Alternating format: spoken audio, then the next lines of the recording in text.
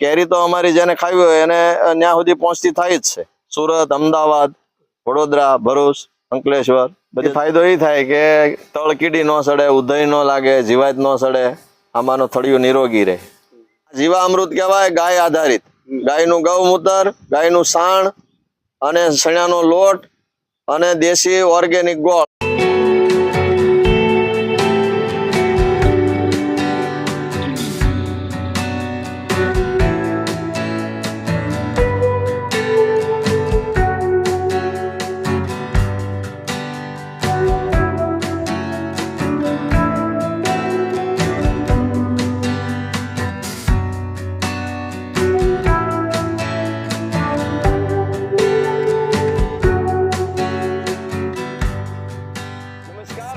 સ્વાગત છે તમારું અમારી ચેનલ લોહંગ ટ્રાવેલમાં। તો મિત્રો હાલ આપણે ઉપસ્થિત છીએ જેસર તાલુકાના ઝડકલા ગામે।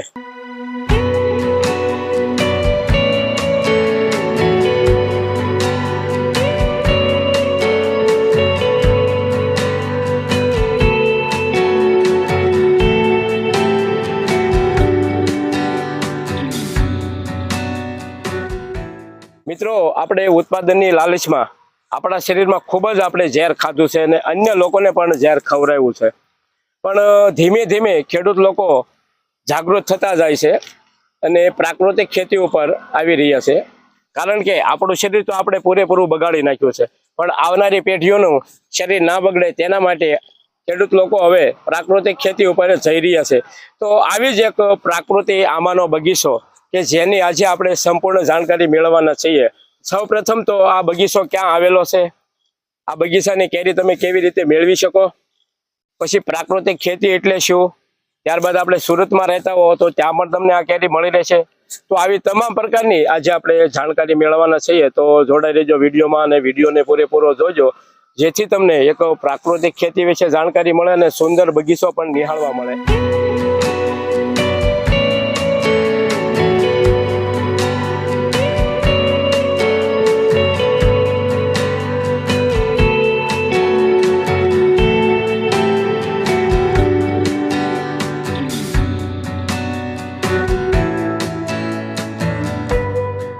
દાદા, પ્રાકૃતિક ખેતી એટલે શું?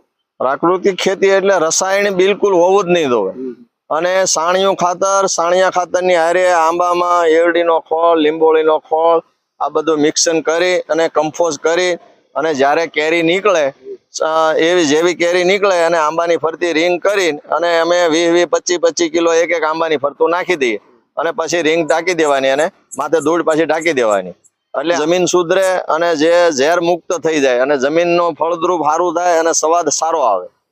અને અત્યાર સુધી રાસાયણિક ખાતર નાખી અને જમીનમાં બગાડી નાખી છે। મિત્રો બગીચાના આપણે એડ્રેસની વાત કરીએ, જેસર સાવરકુંડલા હાઈવે રોડ છે અને તેની એક્ઝેક્ટ બાજુમાં જ તમે જોઈ શકો છો કે બગીચાનો ઝાપો આવેલો છે। ત્યારબાદ બીજો બગીચાની વાત કરીએ તો આગળ આપણે કાતરોડી અને ઝડકલાની વચ્ચે ડુંગરના રસ્તે બીજો બગીચો આવેલો છે। તો મિત્રો આપણે ઝડકલા ગામે જે ઓર્ગેનિક બગીચો આપણે અત્યારે જોઈ રહ્યા છીએ, જેની અંદર આપણે પહેલો બગીચો જે જેસર સાવરકુંડલા હાઈવે ઉપર આવ્યો હતો તે જોયો અને ત્યારબાદ હવે આપણે જે બગીચામાં આવ્યા છીએ આ બગીચાની અંદર નાની મોટી બધી જે આંબાની કલમો આવેલી છે તે કુલ 1100 કલમ છે।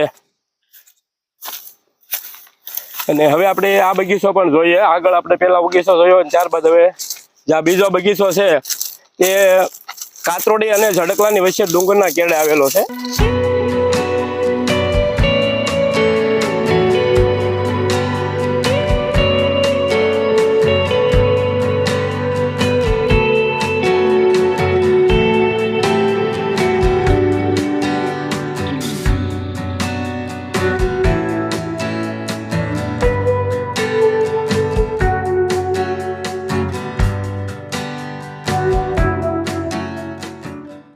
રોગ પણ આવતા હશે ને?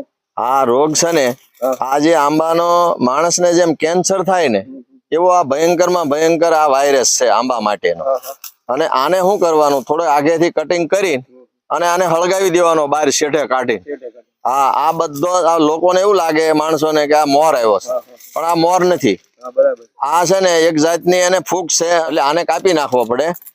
અને જે કેરી બેહે ને એ જો આવા મોરમાં કેરી બેહે, આવા મોરમાં કેરી બેહે, આમાં કેરી બેહે, પછી આવી ડાળ હોય એમાં કેરી બેહે, આમાં કેરી બેહે. આ બધો એક જાતનો આંબાનો આ મોટામાં મોટો રોગ ગણાય તો આવડો આ રોગ છે આંબામાં. આ ફૂગનાશક કહેવાય. આ કાળી દાંડી થઈ જાય અને પાન જો આવા કોકડાઈ જાય એટલે ઈ આને રોગ જ કહેવાય એમ. આનો એક જ ઈલાજ છે કે ભાઈ આને તમારે કટિંગ કરીને અહીંથી કટિંગ કરી અને આને બહાર કાઢીને હળગાવી દેવાનો. આને જો એમણમાં કટિંગ કરીને રાખીને અહીં નીચે તો આ અનેક ગણો ફેલાય રોગ. અને આ દર વર્ષે આને કાપવું જ પડે, નકર આંબો ધીરે ધીરે આખો રોગ વાળો જ થઈ જાય.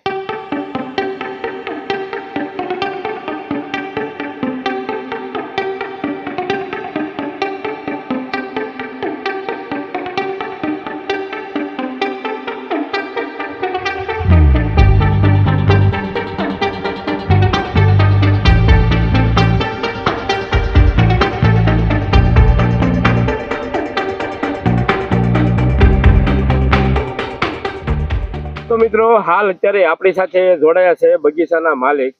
તો સૌપ્રથમ તમારું સ્વાગત છે અમારી ચેનલમાં અને તમારો પૂરો પરિચય આપી દેજો. મારું નામ કરમસિંહભાઈ કરશનભાઈ જાગાણી. આ કેરી લોકો કઈ રીતે મેળવી શકે?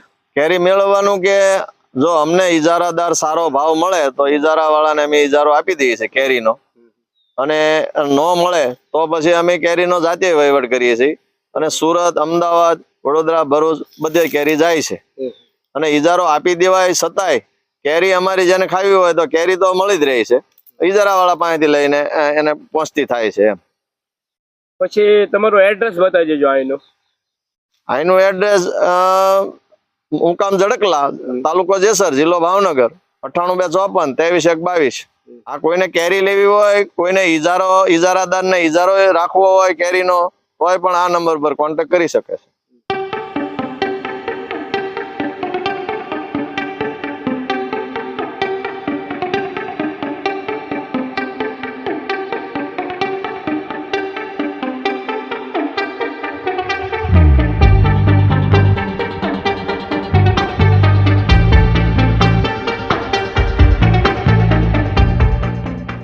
તો મિત્રો આજે આપણે એક ઝડકલા ગામે એક સુંદર મજાનો ઓર્ગેનિક બગીચો કે જેમની વિશે આપણે સંપૂર્ણ જાણકારી મેળવી.